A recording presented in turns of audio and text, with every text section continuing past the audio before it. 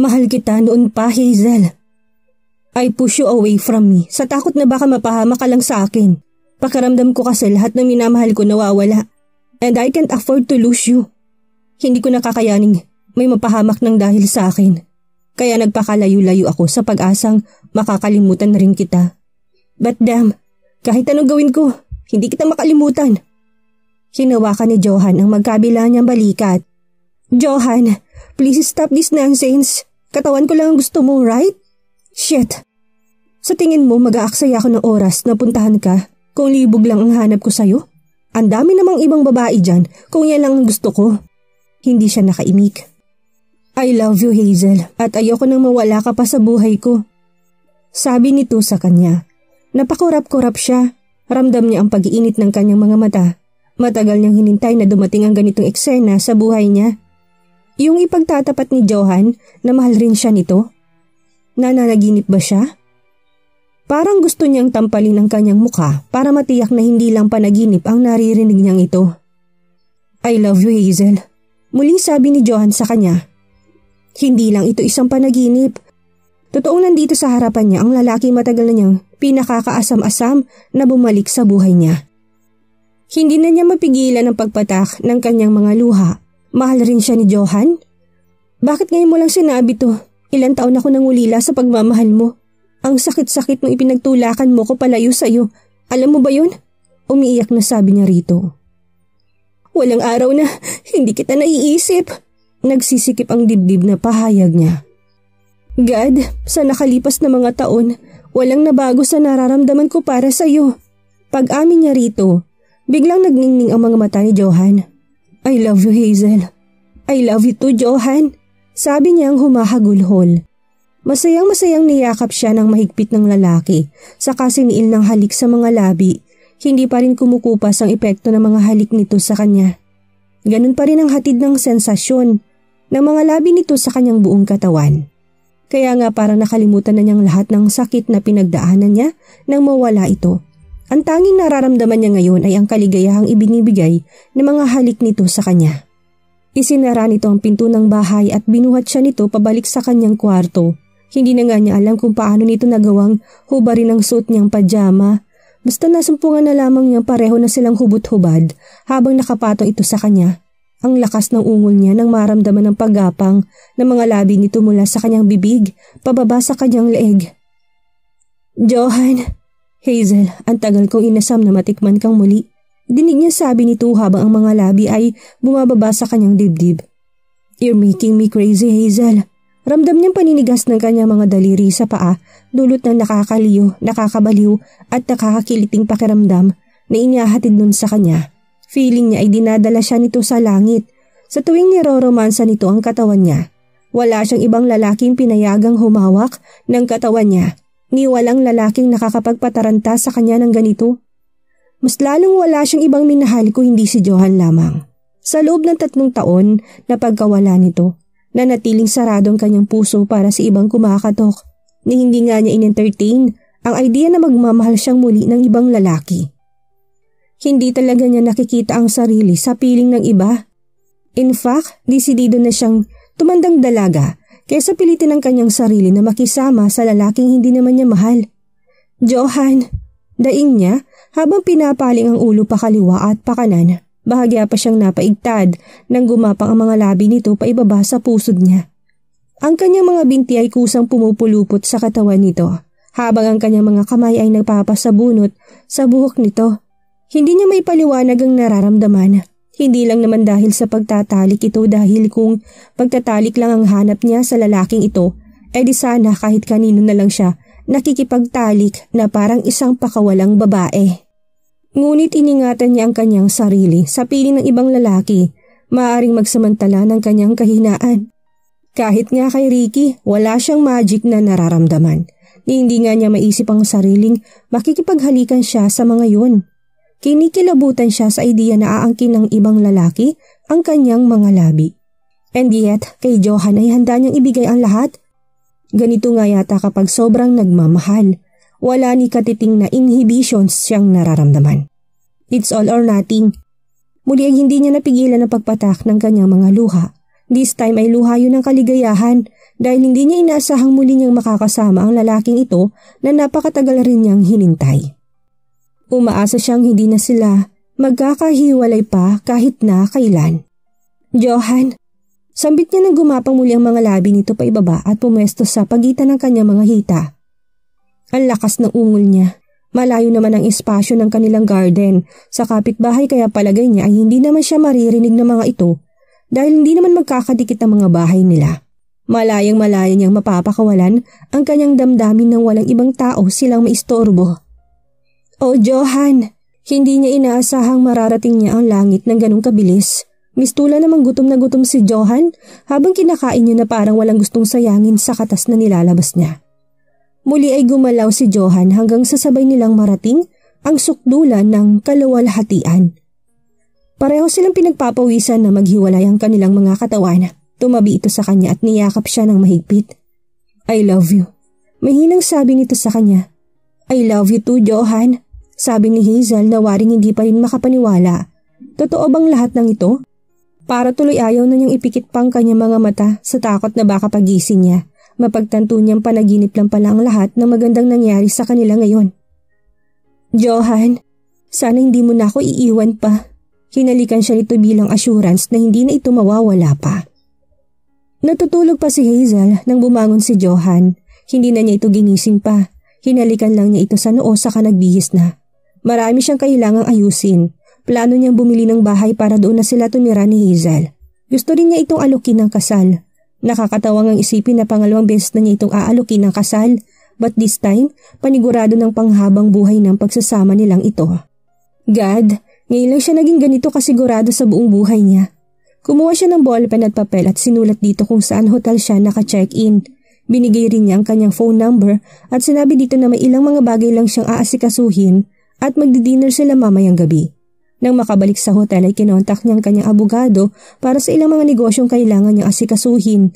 Bahala na kung saan sila maninirahan ni Hazel. Okay lang naman sa kanya kahit na saan, ang mahalaga ay magkasama sila.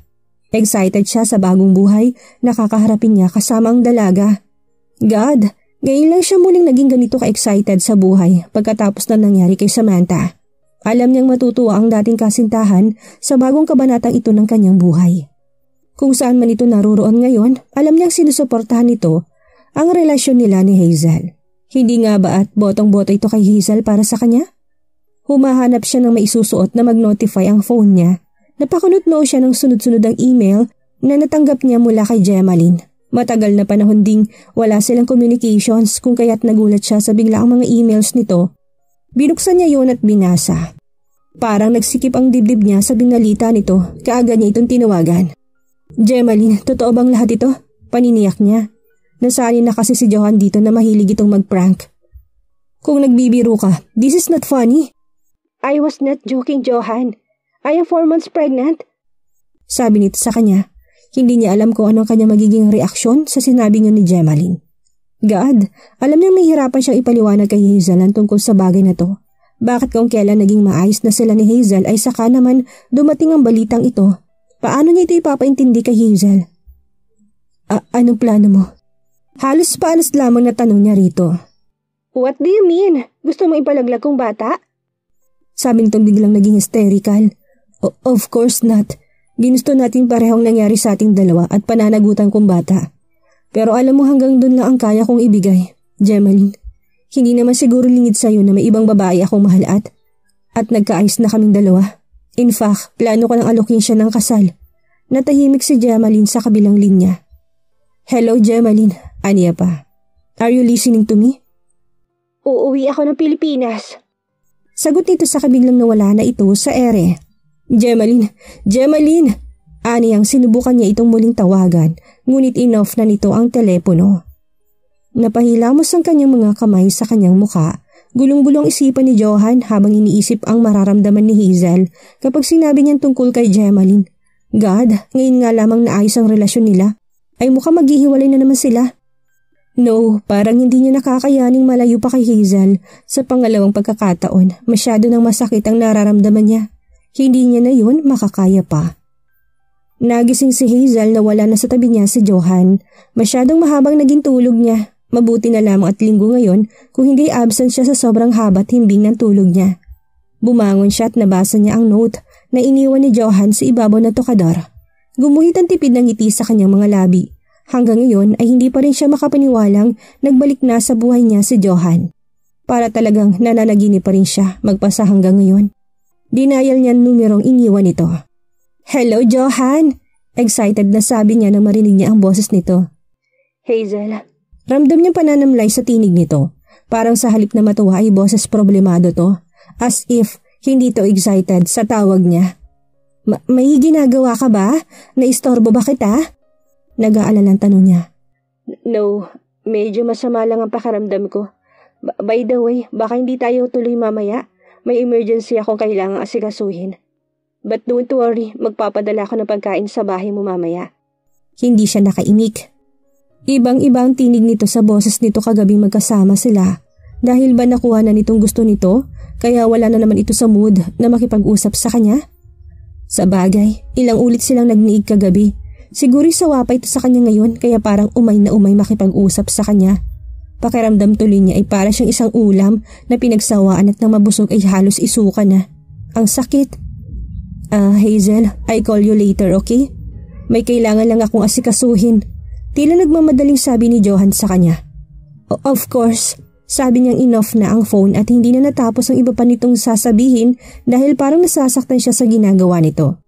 Hindi ka pa rin pala nagbabago, Johan. Anong utak niya habang naalalang paulit-ulit itong sinabi sa kanya na mahal siya nito. Pinaasa lang yata siya nito kagabi. Ang bilis-bilis naman kasi niyang maniwala. Nakalabit lang siya, nahibang na naman siya at naniwalang mahal nga siya nito. I love you. Sabi ni Johan kay Hazel ngunit hindi niya na yun narinig ng dalaga dahil mabilis na itong nawala sa ere. Ngunit hindi niya na yun inintindi pa dahil okupadong isipan niya ng tungkol sa problema niya kay Gemaline. Naupo siya sa gilid ng kama at sinuklay ang mga daliri sa buhok. Nalilito siya sa mga pangyayaring ito sa buhay niya. Hindi niya alam kung ano ngayon ang balak ni Gemaline ngayong nagdadalang tao ito. Uuwi ito na Pilipinas. Oh God, hindi niya alam kung papaano sasabihin kay Hazel ang tungkol dito. Kasalanan niyang lahat ito. Hindi siya nag-ingat. Hindi siya gumamit ng proteksyon. Isang beses lang may nangyari sa kanila ni Gemaline. Pareho pa silang lasing kung kaya't hindi niya akalaing magbubunga ang isang gabi niyang pagkakamali. Panigurado niya magagalit sa Hazel kapag nalaman ito ang tungkol dito. Shit, hindi niya alam kung paano aayusin ang gulong ito. Kung sana lang ay pwedeng tapalan ng pera ng pagkakamali niyang nagawa kay Gemaline. But knowing her, alam niyang hindi pera ang kailangan nito. Matamlay si Hazel habang nakatitig sa mga pagkain ipinadala sa kanya ni Johan. Kagabi lang ay inamin nito sa kanya na mahal siya nito at inamin na rin niya rito na hanggang ngayon ay mahal pa rin niya to. Hindi malinaw kung sila na nga ba ni Johan, pero kung sila na nga, unang araw pa lamang nila ay sinaktan na kaagad siya nito. Talagang dala lang ng kalibugan nito, kaya nasabi nito sa kanya mga bagay na gusto niyang marinig mula dito. Parang gusto na naman niyang maiyak. Ang saya-saya lang niya kagabi. Parang kisap mata, heto na naman at gigisingin siya ng katotohanan. Malungkot na ipinasok niya sa fridge ang mga pagkain ipinadala nito. Wala siyang ganang kumain. Maaga siyang nahiga. Pinilit ang sariling makatulog ngunit kung ano-ano pumapasok sa isipan niya. Ginagambala siya ng mga alalahanin. Napasulyap siya sa kanyang phone. Kanina pa niya hinihintay na tawagan man lang siya ni Johan, ngunit simula kaninang umaga nang tawagan niya ito hindi na sila muling nagkausap pa. Mawawala na naman ba ito na parang bula? Maglalaho na naman ba ito na ni ho ay wala siyang maririnig? Natutokso na siyang tawagan itong muli ngunit ayaw naman niyang lumabas na parang atat na naman siya at naghahabol sa atensyon nito. Bakit naman kasi bumigay na naman siya kagabi? Kaya siguro parang baliwala lang kay Johan ang damdamin niya kasi pamigay siya. Ang dali niyang mabola. At alam na alam nito kahit na anong gawin nitong kasalanan. Madali lang siya magpatawad. Sabi nga, walang halagang isang bagay na walang kahirap-hirap na makuha. Kumbaga parang walang kwenta, walang value. Masakit tanggapin pero ano pa nga bang tawag sa mga babaeng gaya niya? Parang hindi na niya pinapahalagahan ang kanyang sarili dahil sa labis na pagmamahal niya kay Johan. Nagmumukha tuloy siyang cheap sa paningin nito, but she can't help it. Hindi niya kayang pigilan ang pusong nagmamahal. Gusto sanang puntahan ni Johan si Hazel, ngunit wala siyang lakas ng loob na gawin yon, ngayon may problema siyang kinakaharap. Ayaw niya itong dayain. Mas lalong hindi niya kayang magsinungaling dito. Kung kaya't ang gusto sana niya ay maayos muna ang problema nila ni Gemaline bago niya ipagtapat kay Hazel ang lahat. Natatakot siyang baka hindi nito matanggap ang sitwasyon niya ngayon. Gulong-gulo na utak niya. Ano na naman ba itong gulong pinasok niya? Kanina pa siya balisa. Nang huli sila magkausap ni Gemaline ay sinabi nito sa kanyang nakapag-book na ito ng tiket pauwi ng Pilipinas. Kailangan raw nilang mag-usap ng personal.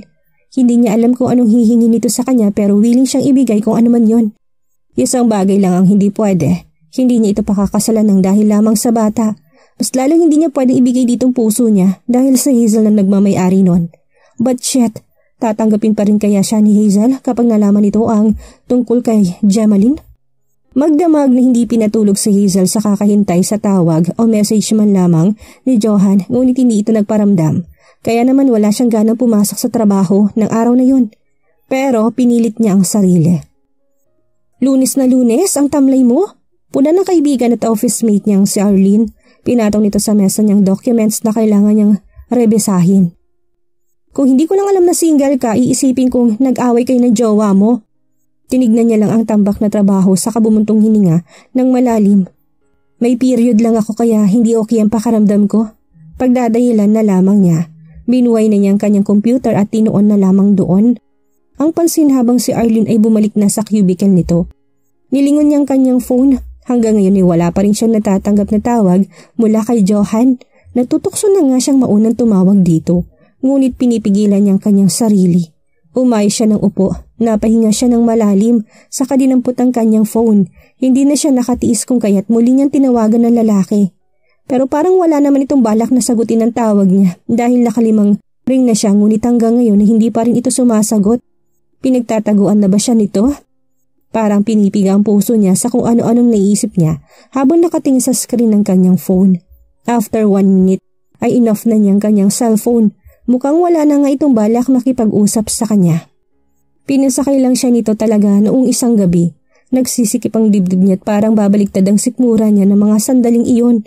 Gusto na naman niyang maiyak.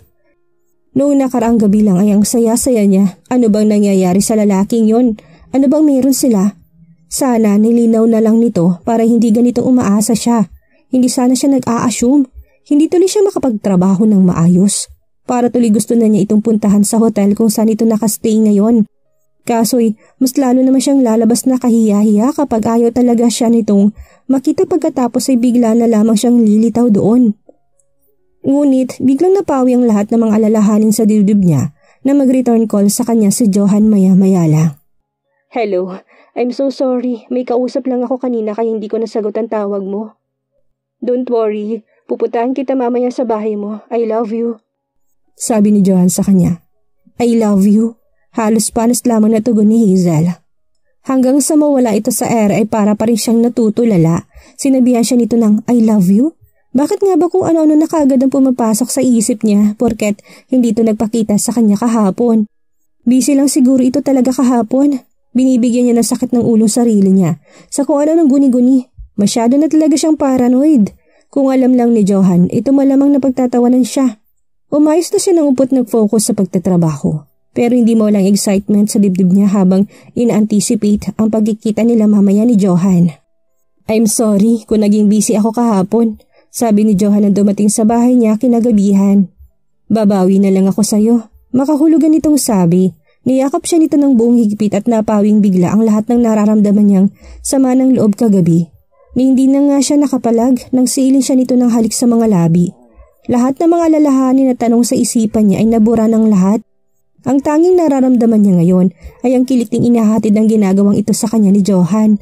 Kahit pa nga marami sana siyang gustong linawin dito ngayon ay parang nakalimutan na niya. Tinugon niya ng buong init ang mga halik na yon ng lalaki hanggang sa masumpungan na lamang niyang nasa kwarto na sila at parehong nag-iinit na para bang ayaw na nilang mag-aksaya pa ng oras.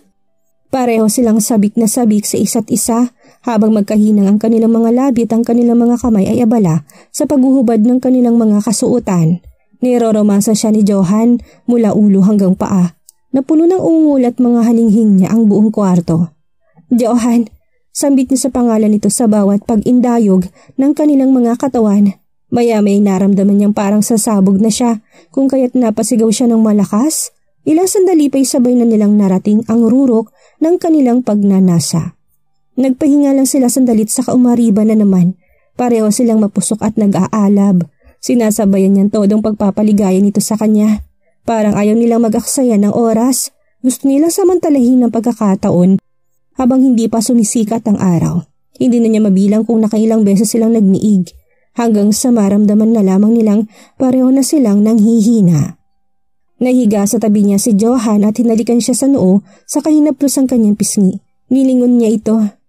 I love you, sabi niya rito ngunit nakapikit na ito at hindi na nito narinig pa ang sinabi niya. Tinitigan niya to. Marami sana siyang gustong linawin tungkol sa kanilang dalawa. Kaso'y naunahan siya ng libog. Nalimutan tuloy niyang lahat ng gusto niyang sabihin dito. Mahal na mahal kita, Johan. Halos paanas lamang na sambit niya. Hinagod niyang buhok nito. Hindi yata siya magsasawang pagmasdan nito. Hindi niya maipaliwanag ang nararamdaman niya sa tuwing kasama niya si Johan. Basta alam lang niya, nag-uumapaw ang puso niya sa sobrang kaligayahan. Kaya takot na takot siya sa tuwing hindi niya ito kasama. Baka kasi maulit na naman yung bigla na lamang itong nawala. Niha-niho ay wala siyang narinig mula dito. Hindi na yata niya kakayanin kapag naglaho na naman itong parang bula. Pero hanggang ngayon ay hindi pa rin malinaw sa kanyang lahat. Ano nga bang relasyon meron sila ni Johan? Ayaw niya ng ganitong parang nag-a-assume lang siya yung parang nasa hanging bridge siya at nangangapa at nag-aalangan na baka dumating ang araw na bigla na lamang siyang bumagsak. Palaging walang kasiguraduhan sa kung anong maaaring mangyari bukas o isang reyna na walang korona. Hanggang dalawin siya na antok ay may mga agam-agam pa rin siya sa pinakasulok na bahagi ng puso niya. At gaya ng nakaraang araw, nagising na naman siyang wala na sa tabi niya si Johan. May iniwan muli itong note, see you later. Bahagya siya napatulala, darating lang ba si Johan kapag kailangan siya nito sa kama? Kapag gusto magparaos, pagkatapos ay mawawala na naman? Bumangon na siya at naligo. Tinatamad siyang pumasok sa trabaho pero mas lalo siyang mag-iisip ng kung ano-ano kapag ganitong hindi abala ang utak niya. Habang nakatapat sa shower ay tumutulong luha niya. May pagkakataon na kagabi na makapag-usap sila ng maayos and yet mas inuna pa niyang kalibugan ng kanyang katawan kaysa linawin dito mga bagay-bagay na gumugulo sa isipan niya ngayon. Kasalanan din naman niya. Nalilimutan kasi niya lahat kapag kasama na to.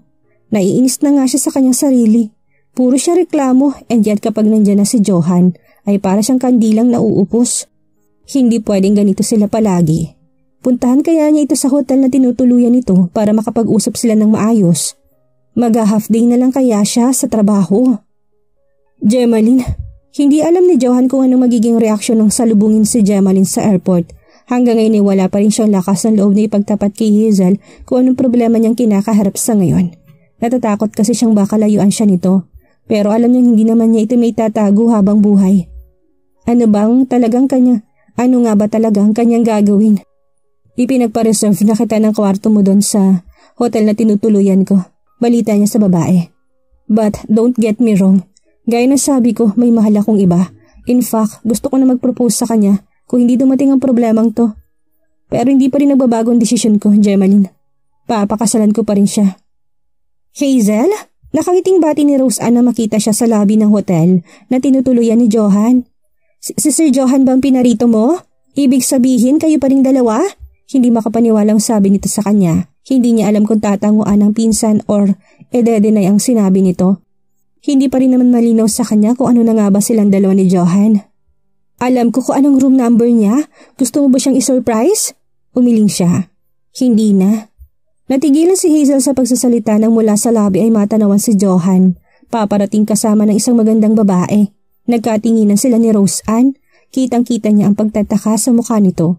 Si Johan ay waring nagulantang din. Nang makita siya doon, ramdam niyang tila nataranta ito at halatang hindi inaasahan na makikita siya doon. Parang kinulot ang puso niya nang makita niyang hinawakan ng babaeng kasama nito ang braso nito. Hindi siya tanga. Base sa gesture ng babae, may something sa mga to. Hindi tuloy niya alam kung tatakbong palayo or sasalubungin ng mga ito at sasampalin niya na makailang beses si Johan. Sa huli ay mas pinili niyang tumakbo na lamang palayo dahil baka kung ano-ano lang ang masabi niya na pagsisisihan niya balang araw. Habang pumapara ng taxi ay ramdam niyang pagpatak ng kanyang mga luha. Hazel! Dinig pa niyang tawag ni Johan ngunit hindi na niya ito nilingon pa. Nagmamadali na siyang sumakay ng taxi at nagpahatid sa bahay dahil pakaramdam niya ay hindi rin naman niya magagawa ng maayos ang trabaho niya kung papasok pa siya. Anong mangyayari ngayon kung kailan nag-uumpisa na maging maganda ang samahan ni Hazel at Johan? Ay siya na mapagsulpot ni Gemaline dala ang balitang makakaapekto sa relasyon nila? Matanggap pa kaya ni Hazel si Johan kapag nalaman ng tungkol sa binata at sa magiging anak nito kay Gemaline? Yan ang ating aalamin sa susunod nating kabanata.